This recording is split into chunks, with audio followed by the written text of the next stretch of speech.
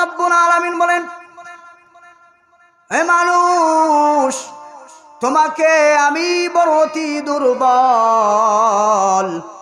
অতি দুর্বল করে আমি তোমাকে আল্লাহ সৃষ্টি করেছি।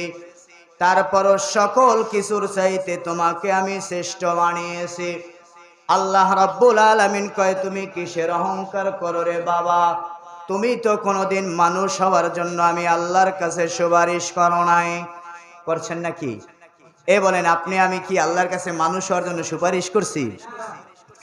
আপনি আমি কোনোদিন মানুষ হওয়ার কাছে আল্লাহর কাছে সুপারিশ করি নাই।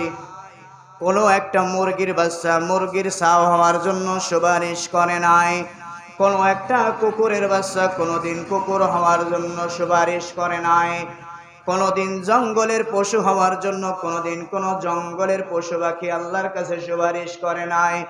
কিন্তু আল্লাহ পাক আপনাকে আমাকে নিজ দয়ায় নিজ মায়ায় মহাব্বত করিয়া আদর করিয়া জামানার শ্রেষ্ঠ মানুষ বানাইছেন। যেই মানুষটা পশু পাখির চাইতো দুর্বল মানুষ হাতিটা নিয়ে যেভাবে চাচ্ছে সেভাবে নিয়ে যাচ্ছে, কিন্তু হাতির চাইতে আপনি বড়, আমি বড় দুর্বল।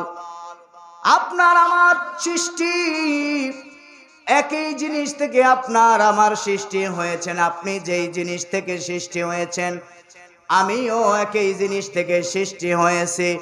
আপনাকেও তৈরি করেছেন আল্লাহ, আমাকেও তৈরি করেছেন কে? জোরে বলেন, কে? আল্লাহ পাক।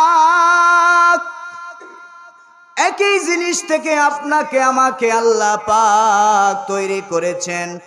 তার ভিতর থেকে আল্লাহ পাক আপনার চেহারা বড় সুন্দর দিয়েছেন। আপনার চেহারার লাবণ্য বড় সুন্দর, আপনার দেহের কাঠিং বড় সুন্দর। আপনিও যেই জিনিস থেকে তৈরি হয়েছেন আমিও সেই জিনিস থেকে তৈরি হয়েছি।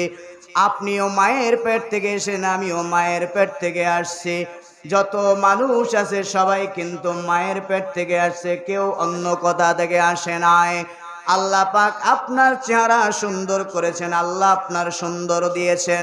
এই পৃথিবীর ভিতরে যত মানুষ আছে সবই আল্লাহর মাখলুক, সবই সুন্দর, ঠিক কিনা? সবই সুন্দর। কিন্তু আপনার আমার চেহারার কাঠিন আল্লাহ পাক কিন্তু একরকম দেয় নাই রে বাবা। একই মায়ের গর্ভে 3 সন্তান, একজন অনেক সুন্দর, একজন অনেক হাসামলা সুন্দর, আর একজন অনেক কালো। বলেন, মায়ের গর্ভ থেকে 3 সন্তান আসছে, 3টা তৈরি করেছেন কে?